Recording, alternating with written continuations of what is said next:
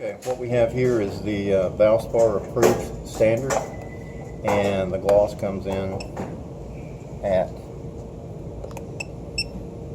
72, 74, depending on where you have it on the unit itself. This is the part that we approved the color on. That's batch number 3. Batch number 3, going back about 4 weeks ago. And the gloss on it is just under 50.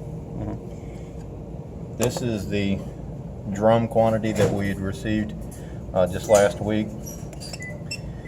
The gloss is 55, 57, 56,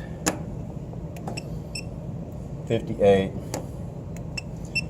Almost achieving where we need to be. We need to be between 65 and 75. Okay. But if you'll notice that we do have a color differential between what we'd approved batch 3 and what we got in the drum.